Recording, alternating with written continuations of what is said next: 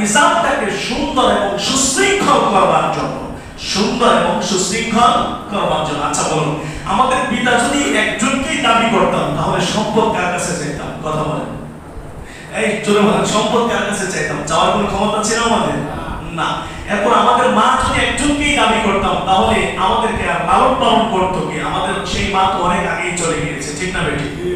ঠিক না বেটি? তো এই সুন্দর দুনিয়ার এই সুন্দর নিজামটাকে আরো সুন্দর করবার জন্য, এই সুন্দরকে আল্লাহ পাক টিকিয়ে রাখার জন্য আমাদেরকে, যদিও হাওয়া এবং আদম আলাইহিস সালাম থেকে আমরা এসেছি বলে এই ধারাবাহিকতা এবং এই সৌন্দর্যকে টিকিয়ে রাখার জন্য আমাদের জন্য পরিবার সেট করে দিলেন। জোরে বলেন সুবহানাল্লাহ। আমাদের জন্য একটা গ্রাম সেট করে দিলেন, আমাদের জন্য প্রতিবেশী সেট করে দিলেন, আমাদের জন্য আত্মীয় সেট করে দিলেন, আমাদের জন্য পিতা মাতা সেট করে দিলেন, আমাদের জন্য ভাই বোন সেট করে দিলেন, আমাদের জন্য একটা ভাতৃত্ব আকারের পরিবেশ এবং গ্রাম মহল্লা সেট করে দিলেন। সুবহানাল্লাহ বলেন না? এই সম্পর্কে আল্লাহ পাক রব্বুল আলামিন কোরআন হাকিমে বলছেন, ইয়া আইয়ুহান নাসু ইন্না খলাকনাকুম মিন যাকারিন ওয়া উনসা ওয়া জাআলনাকুম শুউবান ওয়া ক্বাবাইলা লিতাআরাফু ইন্না আকরামাকুম ইনদাল্লাহি আতকাকুম ইন্নাল্লাহা আলীমুন খাবীর। জোরে বলুন আল্লাহু আকবার।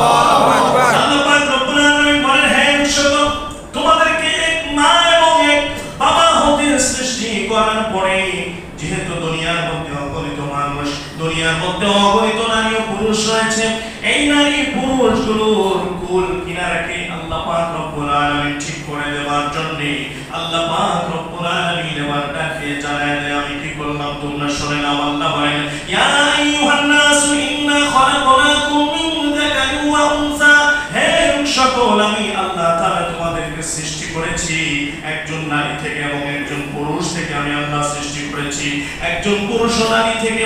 সৃষ্টি করার পরে আমি আল্লাহ তাআলা তোমাদের জন্য গ্রাম ভাগ করলাম, গোত্র ভাগ করলাম, গোষ্ঠী ভাগ করে দিলাম।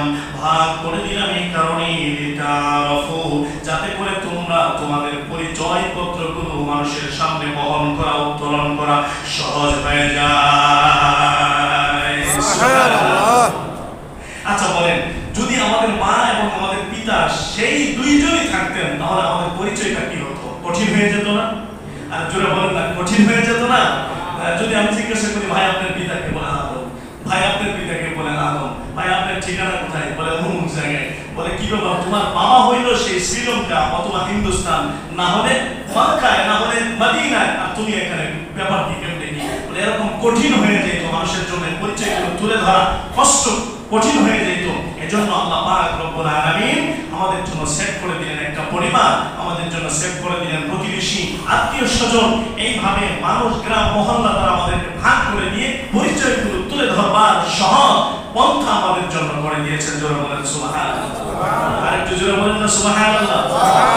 এখন এই মানুষগুলোকে আল্লাহ পাক কিভাবে ভাগ করলেন, চলুন আমরা সূরাতুন নিসা থেকে একটি আয়াত শুনি এবং সেই আয়াতের তর্জমাটা শুনে আমরা বুঝতে পারবো যে আল্লাহ পাক এই আদম থেকে সৃষ্টি হওয়া, হাওয়া আলাইহিস সালাম থেকে সৃষ্টি হওয়া এই মানুষগুলোকে আল্লাহ পাক কত ভাগে ভাগ করলেন, কিভাবে ভাগ করলেন।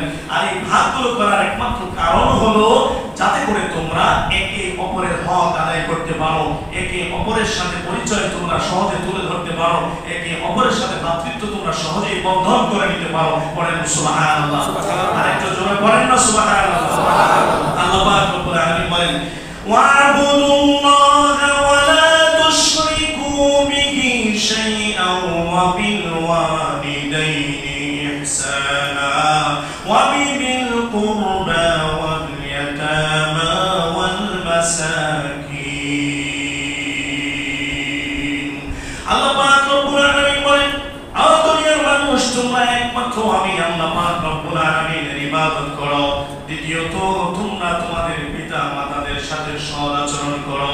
এরপরে তোমরা তোমাদের নিকট আত্মীয় স্বজন যারা আছে তাদের সাথে তোমরা সৎ আচরণ করবে।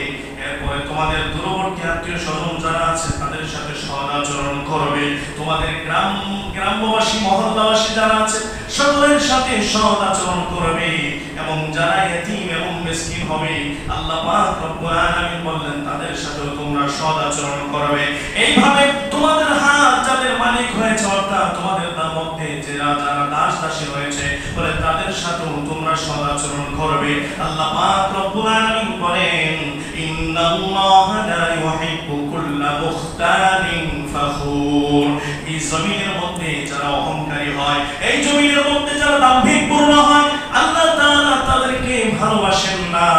এই আয়াতের মাধ্যমে বোঝা গেল এই মানুষগুলোকে আল্লাহ পাক এক নম্বরে ভাগ করে দিয়েছেন পিতামাতা, দুই নম্বরে ভাগ করে দিয়েছেন নিকট আত্মীয়, তিন নম্বরে ভাগ করে দিয়েছেন দূরবর্তী আত্মীয় যারা আছে, চার নম্বরে ভাগ করে দিয়েছেন তোমাদের প্রতিবেশী যারা আছে পার্শ্ব প্রতিবেশী, পঞ্চম নম্বরে ভাগ করে দিয়েছেন তোমাদের গোলাম দাস দাসী যারা থাকবে তারা। এইভাবে সকলের সাথে তোমরা সৎ আচরণ করবে। সৎ আচরণ করতে পারলে আল্লাহর নবী বলেন ওই বান্দাটা বিনা হিসাবে জান্নাতে যাবে। আরেকটু জোরে বলুন না সুবহানাল্লাহ, আরেকটু জোরে বলেন সুবহানাল্লাহ। তাহলে আল্লাহ পাক আমাদেরকে কিভাবে ভাগ করলেন এই পুরো পৃথিবী থেকে, আমাদেরকে কিভাবে ভাগ করলেন বলে আত্মীয় স্বজন এক নম্বরে, আমাদের পিতামাতা এক নম্বরে, কি জোরে বলেন এক নম্বরে কি? রক্তের সম্পর্কের সবচেয়ে কাছের সম্পর্ক, জোরে বলেন সবচেয়ে কাছের সম্পর্ক।